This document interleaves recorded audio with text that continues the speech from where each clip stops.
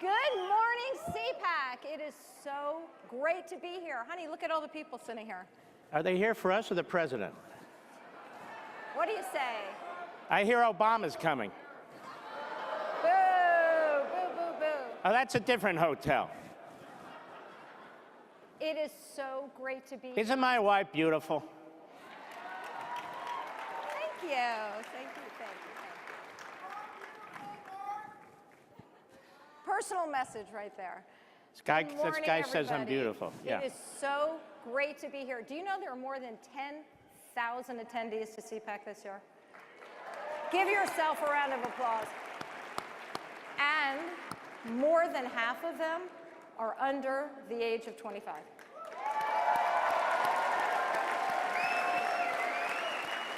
It's great. It's really, really great. So last year we were here. We had a good time. We had a lot to talk about. I want to jump right in because the time is ticking. Mark, 2 years ago, you talked about and uncovered the most amazing occurrences under the prior administration at the highest levels. And you called it a silent coup. And by the way, you were mocked for that, even by conservative commentators took him to task. So I want to talk about it, and I have some questions. But before we do, I want you to give the context in your own words, and we're going to go to the video, as you would say, cut one, go. Discussion of the 25th Amendment was simply how many other cabinet officials might support such an effort. Something remarkable happened. The former deputy director of the FBI, Andrew McCabe, confessed to helping lead a coup d'etat against the President of the United States. This is a silent coup. Where did the president get this latest conspiracy theory from? This is about the Obama administration's spying. White House officials say that the president's sources were various conservative outlets, most prominently perhaps radio host Mark Levin. The evidence is overwhelming. Exhibit 1. Wiretap communications have been provided to the White House. 3 months ago, I talked about the police state tactics of the Obama administration. And that now is a fact. Now forget about Russia. Watergate as applies to what the Obama administration did. I'm telling you, this is the scandal of the century. So it's nice to see now that we have radio hosts who are concerned about this. Where the hell were they in March? Wiretaps. Oh my God, Trump must be colluding with the Russians. And I say, look at this, domestic surveillance of a campaign by an administration. You cannot tell me that the President of the United States didn't know that. They were spying on these people and leaking their names to the media. Here the media are pushing the impeachment of the president. I'm calling them out for their coup efforts, which they admit they're involved in, but don't call it a coup. It gets worse and worse. The more we are learning the depths to which senior FBI officials, senior Justice Department officials, and others tried to reverse the course of history and reverse the course of your vote. This is a tremendous scandal. And when the historians write their history books, they're going to view it as one of the great scandals in American history. This is a silent coup.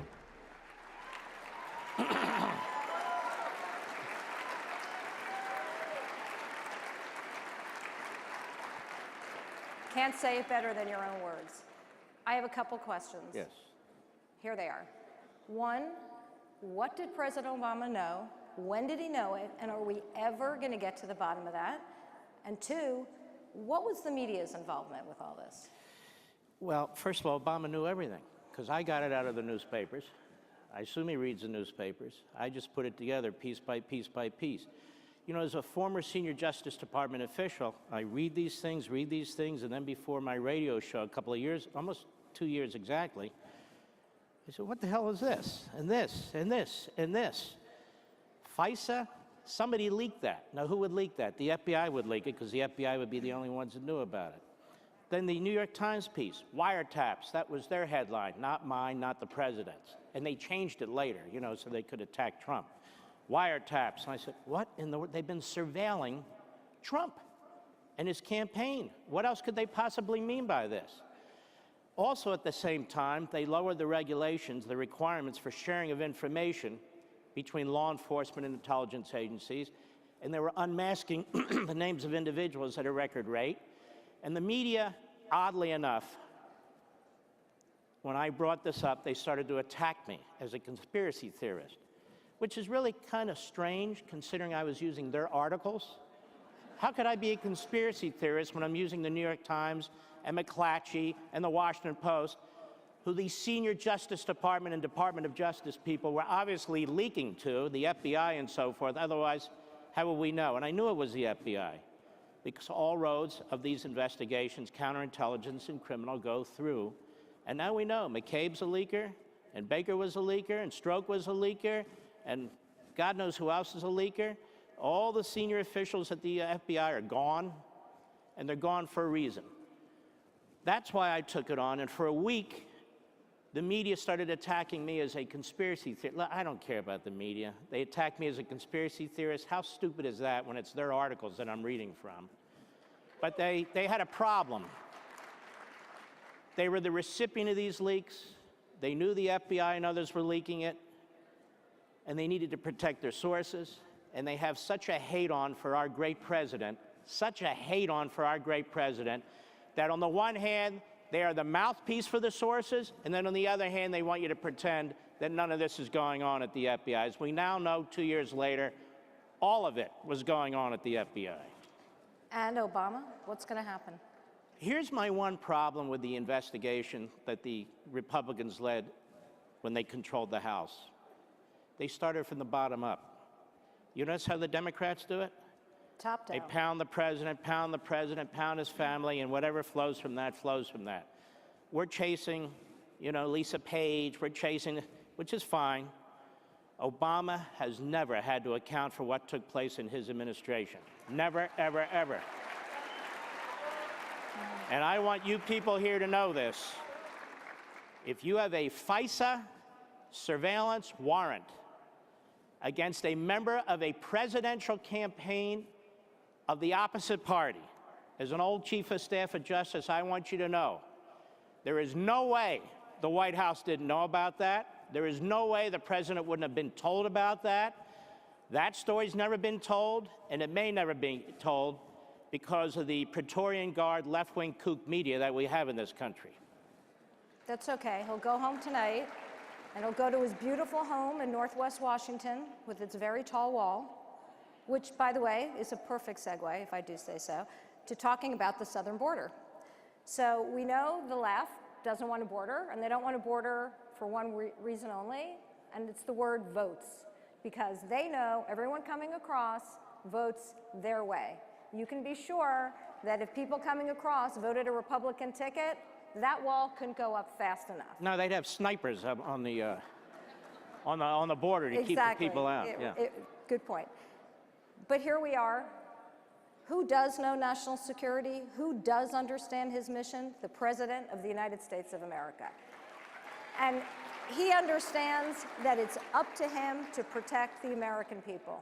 So, what did he do? He put into force, he invoked the National Emergencies Act of 1976, and immediately 16 states sue the president, claiming that he's veered the country into a constitutional crisis. We have the House Democrats passing a resolution trying to block it.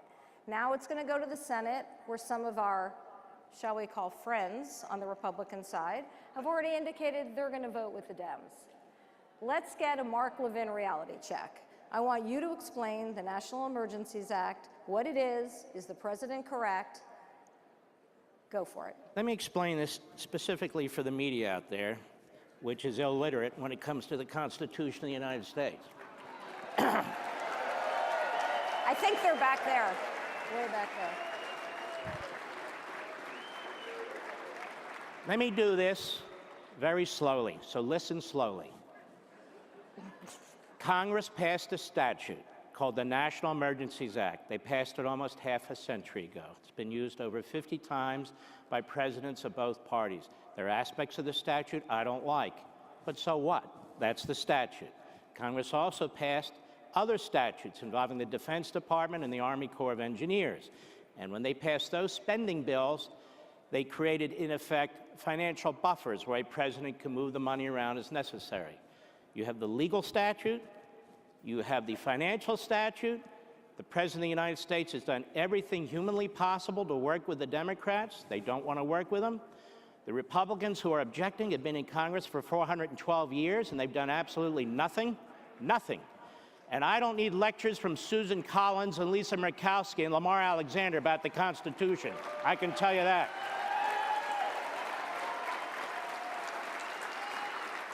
And I don't need lectures.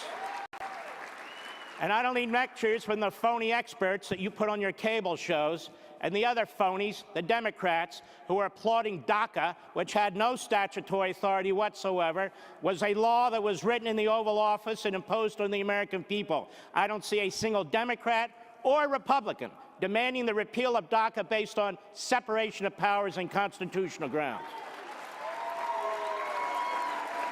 It's true. And for those who use the scare tactic, that when the Democrats take over, they may do this too. The Democrats do all kinds of illegal and unconstitutional stuff when they take over. They don't need any prodding from us. That's number one.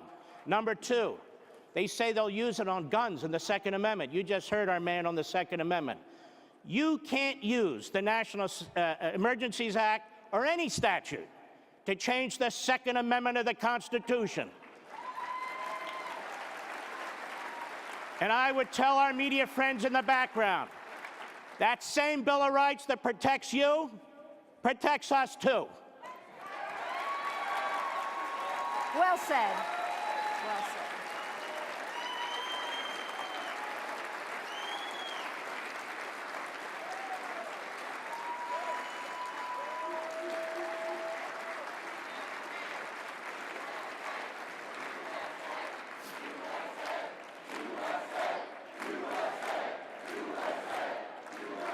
And by the way, I have a big secret I want the media to know out there.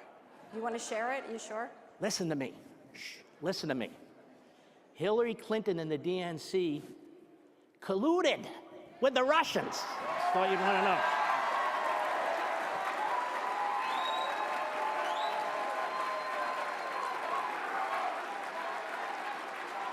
Hold on now.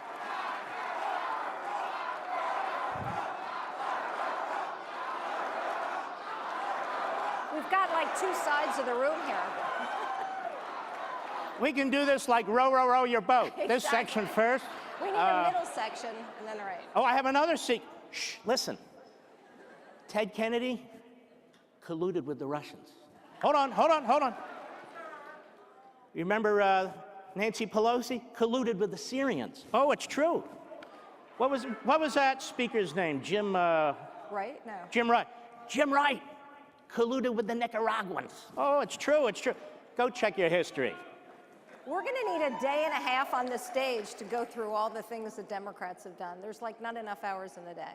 Just look at the narrative, honey, and I will call you honey, whether the left likes it or not. Please do. Big-time lawyer, smart as they come, my wife. I couldn't be more proud of her. Thank you.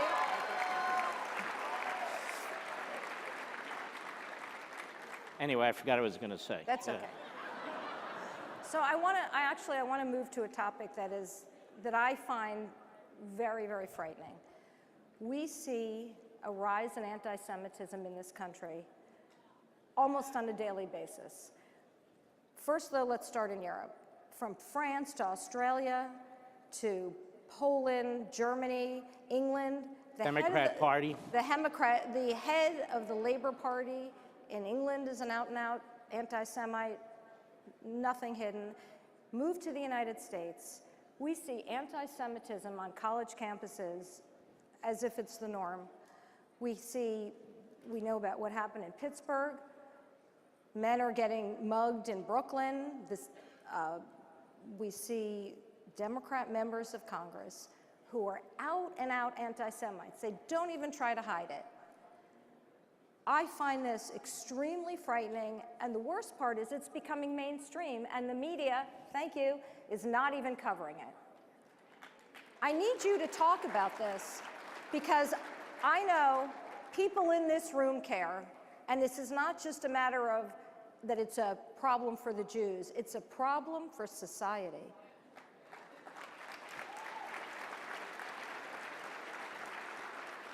And it's hard to talk about. I get choked up about it because it's extremely upsetting. Well, there is a growing wing within the Democrat Party that's anti-Jew, that's anti-Semitic.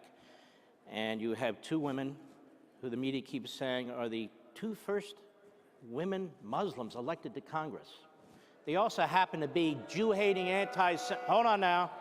I have no problem with that, except for their Jew-hating anti-Semitism. That is a little bit of a problem. And what does Nancy Pelosi do? She puts one of them on the Foreign Affairs Committee. They have not censured them. And the Congresswoman from the Minneapolis-St. Paul area daily with her hate speech and her hate talk. And the media have some responsibility for this too. You put these professors on your damn channels who are also Jew haters and anti-Semites, and then when they're caught and the public rises up, the public, not the media, and says, look at that guy, why is he on your channel? Then you barely, passively, quietly yank their paycheck. You folks in the media have a responsibility. You know why we have a free press in this country, ladies and gentlemen? It's not for CNN and MSNBC and Comcast and Time Warner. It's for you. You. The free press is about you, the American people. That's what it's supposed to be about.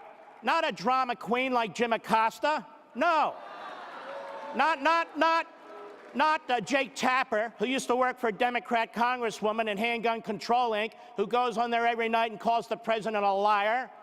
Not for the fake legal analyst, Jeffrey Toobin, who goes on there burping up whatever he's burping up every day. We expect professionalism from the media. We expect objectivity from the media. We expect news from the media. And let me... And I want to hit... And you're failing us. You're failing the Republic. You're undermining the Constitution. You have individuals in Congress who are bigots, who are racists, and you sit there quietly or you'll do one story. And it's growing in the Democrat Party. It's growing in our college campuses. And you do nothing. Where's your documentaries? Where's your investigative teams? What are you going to do, just sit there and keep pounding Trump? And a point I want to make, and don't forget your thought. You will. I will. Here's one other thing. Do you know that the FBI has reported that the largest number of hate crimes has been against Jews? And by the way, that started before President Trump became president. That's under Obama's watch. Let me be clear about President Trump, who they keep painting as a racist and an anti-Semite and so forth and so on. He has been the greatest president in support of Israel in the history of that country. Bravo, absolutely.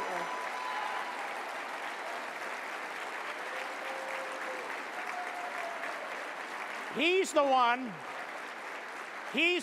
against the Democrats, against his own party, against the media, whining about it, recognizing Jerusalem as the capital of Israel. He's the one who moved the embassy, from Tel Aviv to Jerusalem. He's the one who spoke out and talked about my brothers and sisters. It's Trump who did that. It's Trump who has a Jewish daughter and a Jewish stepson and Jewish grandkids. And while we're at it, let me just say this about Benjamin Netanyahu. Go Bibi. A tremendous world leader, a tremendous prime minister of Israel, a tremendous friend of the United States of America. And the same forces in our country that are trying to take down our president are the same forces in his country trying to take down the Prime Minister of Israel. And I, for one, stand behind both of them. Well said, honey. Well said.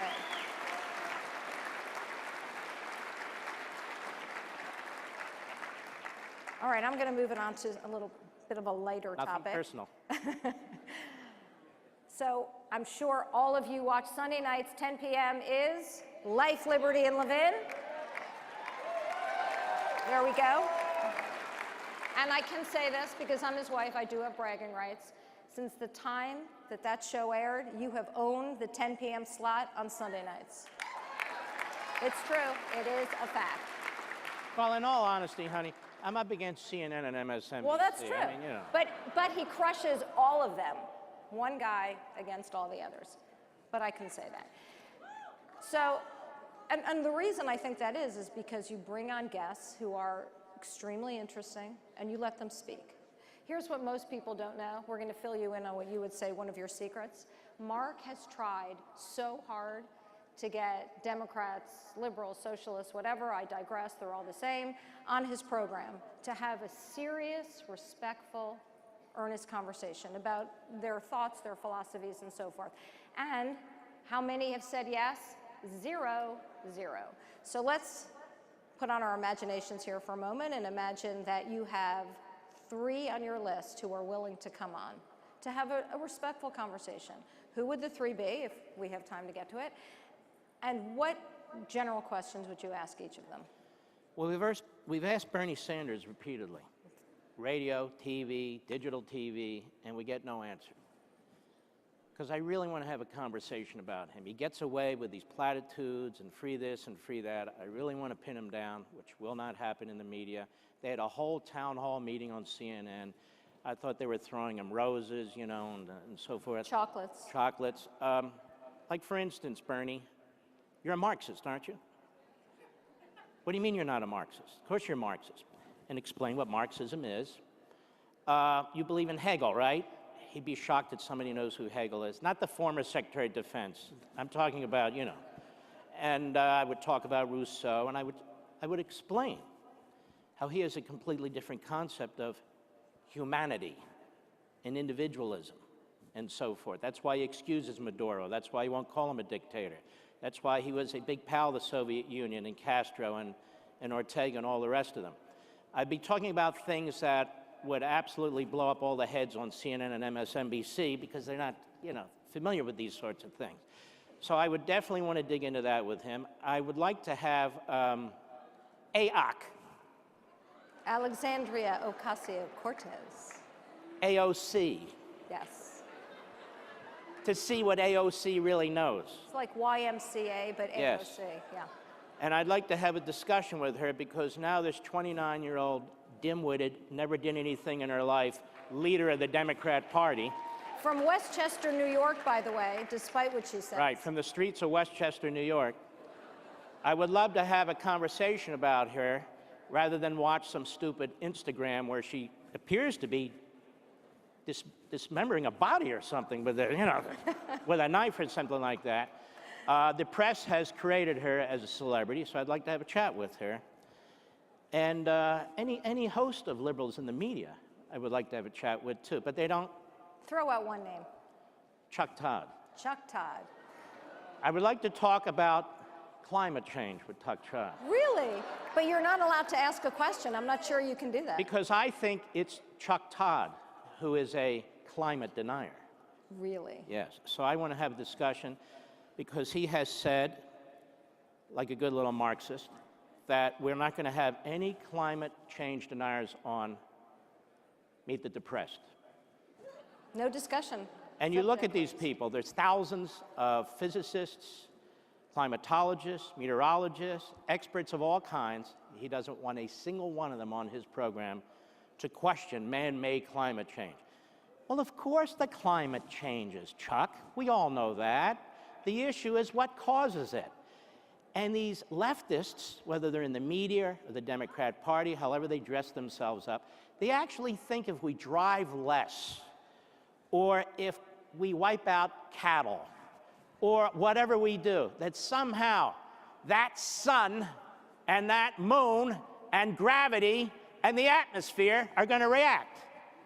They're not going to react. They don't give a damn what we do with cows or anything of the sort. But you notice how they like to own the language, right? So years ago, it was global warming. Then they decided that didn't fit with the script. So what did they do? They just changed the name. It's not global warming, it's climate change. So they own the dictionary. Well, they're always changing the nomenclature. They're always changing the language. This is what they do, and you're right. It was global cooling, global warming. Now it's climate change. So if it's too cold, they think climate change. Too warm, too much rain. Look at that, there's a hurricane. We've always had hurricanes, you idiots. Well, look at that, there's an earthquake. We've always had earthquakes. Look at that, there's a drought. We've always had droughts. By the way, open the Bible. This stuff's all right in there if you want to check it out. The Bible! Woo!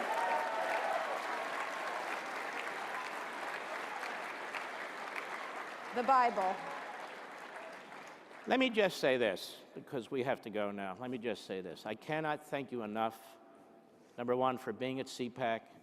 Number two, for being engaged American patriots.